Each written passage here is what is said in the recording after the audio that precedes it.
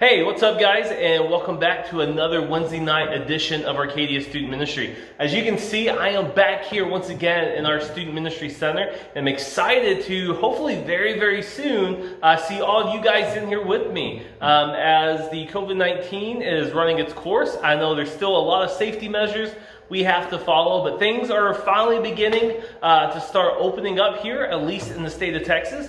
And we'll see what that means for us. So stay tuned for upcoming and future announcements as we slowly start making our way back to at least a new form of normalcy. Now it is Wednesday night, guys, so we're going to be digging into the Word of God today. So we will be in Mark chapter 10. Now, I remember about probably 3 or 4 years ago, one of the great things about being an adult is that you have to take care of the things you got.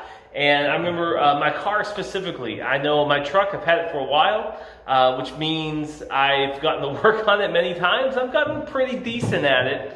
And I remember one time specifically, I was working on my truck, and I had a fuel line that was messing up. So I needed to pop that fuel line off and kind of figure out what was wrong, replace things as needed.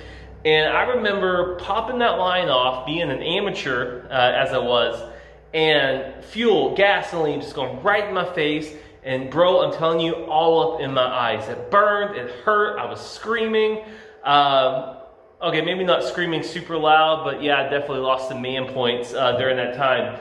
And I remember how bad it hurt. And I remember in the moment when I couldn't see anything, like when I actually realized it's not just hurting, I actually can't see. I'm blind.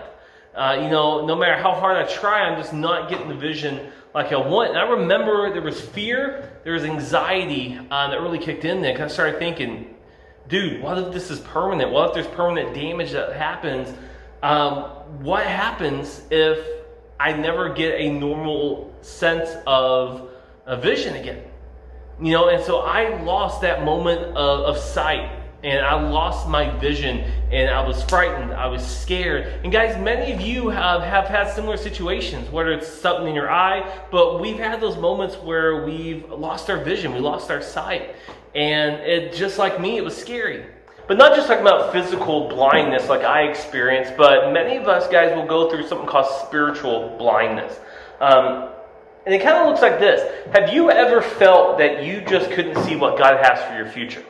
Have you ever been those moments where it's like, dude, I just don't see it. I don't understand. I keep hearing that God has a plan for my life, but I'm not seeing it. It's just things aren't adding up right now. Or maybe even your current situation. Maybe you're going through something right now, and you're just like, I just don't see it. I just don't understand it. I don't get it. Where it can be with friendships, where it can be with family, schoolwork. Some of you guys are done, but some of y'all, you're wrapping up your final week or two, and you're just like, oh my goodness, when is this ever going to end? Whether jobs, or maybe you're just in trouble in general and you got something going on in your life and you just can't understand what God's doing. You can't see what He's doing. And so in those moments, because we're all going to go through them, we're all going to have those moments where we're confused, we don't get it, we don't understand it. But what do we do? How are we supposed to handle those moments? How are we supposed to navigate through when we can't spiritually see what it is that we're supposed to do? And so I kind of want to talk about what it would look like if we approach Jesus with those problems. What it would look like if we approach Jesus with our broken friendships, with our family situations, struggles at school, struggles at our jobs, or just maybe anything that we're going through. And Mark chapter 10 was a verse that came to my mind. It's a really cool story, and let's dig into that. So Mark chapter 10, we're going to be in verses 46 through 52. It says, so they came to Jericho, they meaning Jesus and his disciples, okay? So this is Jesus and his disciples, and they're going through, and so they come up to the city of Jericho. And it says, as he was leaving Jericho with his disciples, talking about Jesus, and a large crowd, Bartimaeus, the son of Timaeus, a blind beggar, was sitting by the road. When he heard that it was Jesus of Nazareth, he began to cry out, Jesus, son of David, have mercy on me. Now many warned him to keep quiet, but he was crying out all the more, have mercy on me, son of David. Jesus stopped and said, call him. So they called the blind man and said to him, have courage, get up. Hey, he's calling for you. So he threw off his coat, jumped up, and came to Jesus. Then Jesus answered him, "What do you want me to do for you?" "Rabboni," the blind man said to him, "I want to see." Jesus said to him, "Go, for your faith has saved you." Immediately he could see and began to follow Jesus on the road. So this is a really cool story of one of the many times that Jesus healed somebody. But let's kind of give some background on what's going on here, because I want to kind of paint the picture to kind of understand it a little better. So, first things first, they were going to Jericho. Now at this point in history, there were actually two Jerichos. I don't know if you knew that. There was the ancient city of Jericho, and then there was a new one that was built by Herod the Great. Now, this one was between the Jordan River and Jerusalem. So King Herod rebuilt Jericho. Here it is. And then this is where they were. Now, Jericho wasn't too far from Jerusalem, and there's a holiday, there's a feast that's going on right now, and that is the Feast of Passover.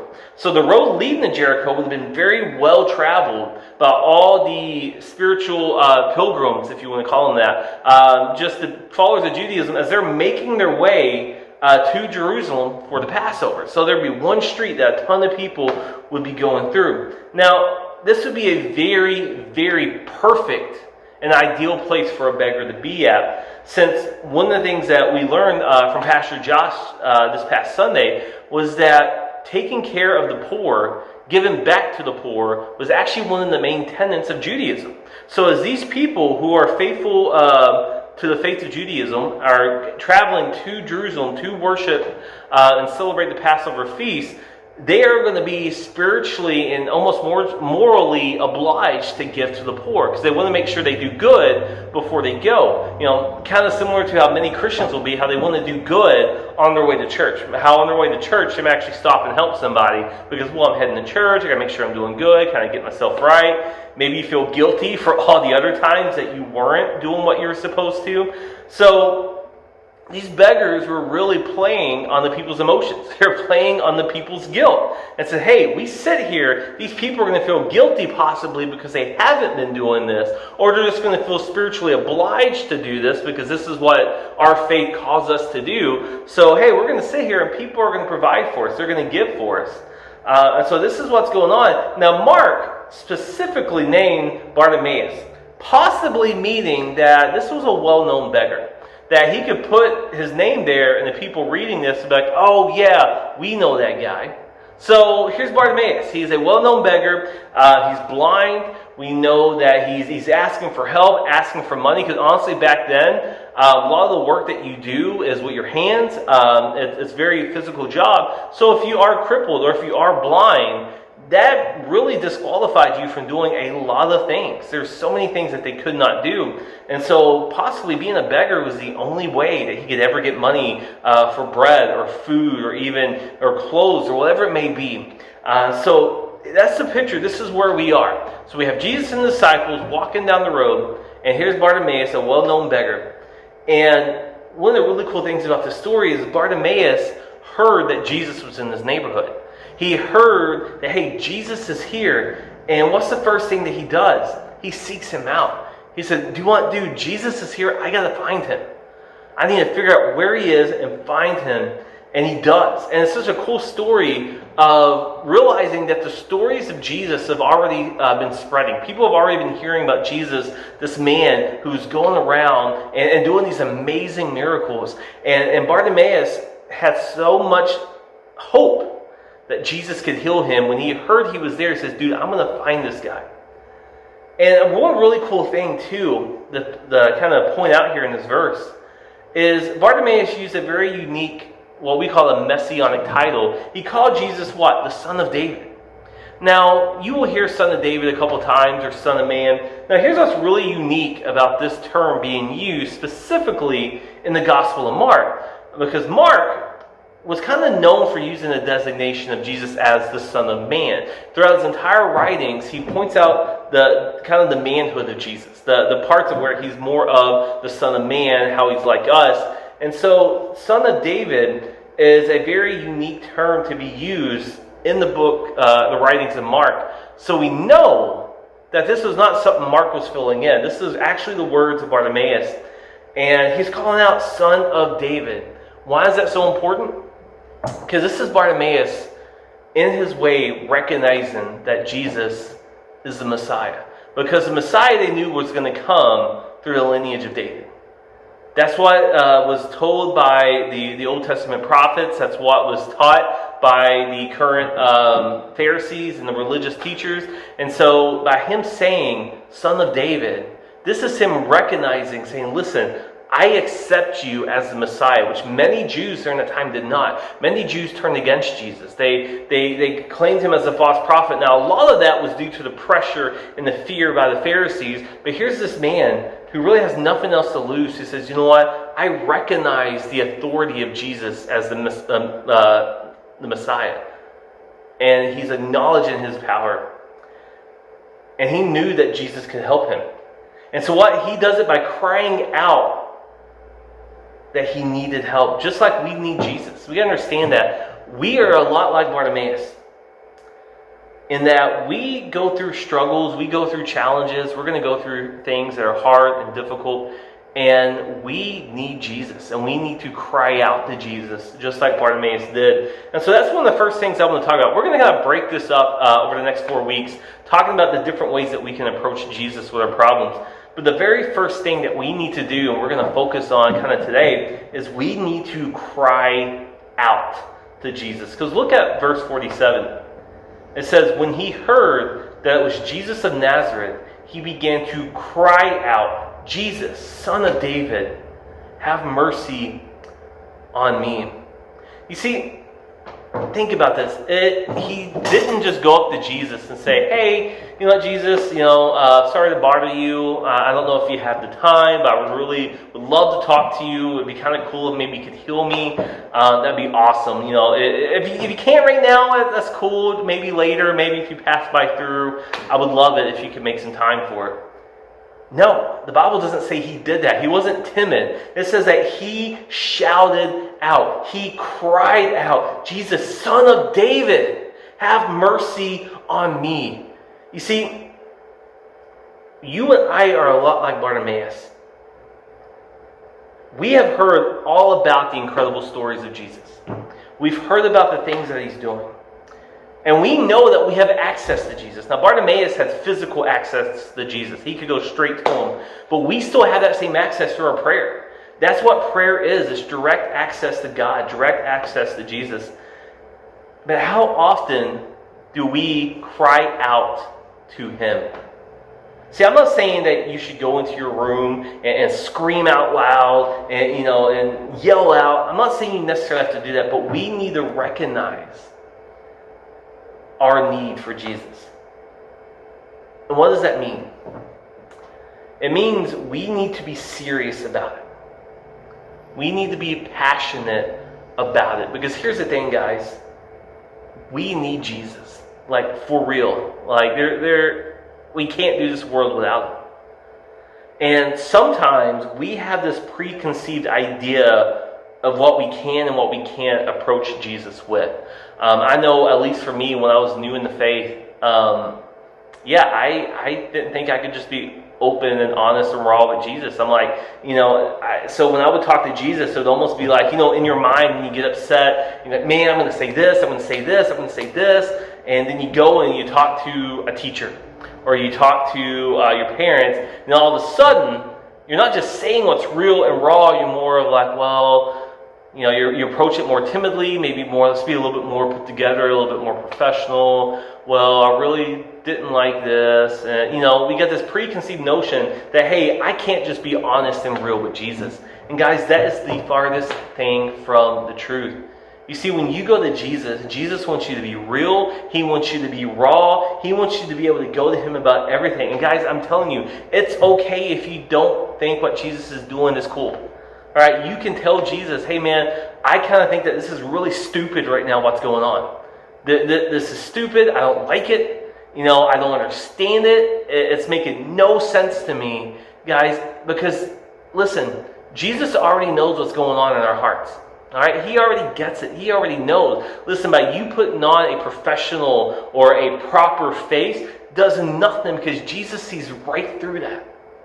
He sees right into your heart, and he knows where your heart is. And he's like, listen, if you cannot be real with anybody, you got to be real with him. And just so tell him, go to him and cry out to him when your heart is hurting. Cry out to him when your heart is angry. Cry out to him when your heart is sad. And just be real with him and say, Jesus, this is where I am. This is where I'm at, and I need you. I need you to come down. I need you to walk me through this. I need you to be with me through this. If nothing else, Jesus, I just need you here to hold me right now as I go through whatever it is that I'm going through. Because see, that's one of the challenges of being a believer is you're not guaranteed perfection. You're not guaranteed happy days. You see, that's the thing about Jesus. That's something that a lot of people misunderstand about Christianity. Being a Christian does not mean you're going to be perfect. Being a Christian does not mean that your life all of a sudden is going to be without troubles. What it means is when you go through troubles, when you go through the garbage of life, you have someone to turn to. And you have Jesus who will walk with you and walk ahead of you, before you, into this chaos, into this garbage, and help you navigate through it. And guys, and that's the thing that we need to understand before we move on any deeper into the study. We need to recognize that the first thing we need to do before anything is we need to cry out to Jesus with all rawness, all honesty, passionately, and to say, Jesus, this is what I'm dealing with, and I need you. I need you here with me. I need to understand this because I don't. Because honestly, guys, that is what being a true follower of Jesus, that's what really, truly having that relationship with Jesus is all about. Is realizing that if you don't feel like you can be truthful and honest with anybody else, it has to be with Jesus. And he's not going to get mad at you. It's not like going to Jesus that way, even yelling at Jesus. Guys, listen, I've been there. I've had moments where my life just seemed to be crumbling and I'm going through things and I'm just like, Jesus, why am I here? Why in the heck am I going through this? Why didn't you protect me from this? Why didn't you keep this from happening? And guys, that's okay. Jesus wants us to be that open with him, as long as we ultimately recognize and realize that Jesus loves us, that he cares for us. And no matter how much we don't understand it, we're going through what we're going through for a reason. And that can be really hard to accept. But it's recognizing that no matter what it is, or how far away from God you feel, or how difficult of a challenge you might be going through, you can't do it without him. And so that's my encouragement to you this week, guys. Whatever it is that you're challenged with, cry out to Jesus. Go to him with honesty and passion and with truthfulness. And just lay it all out on the line. And I promise you, he will show up and he will do amazing things in your life. I love you guys. I'll see you next week.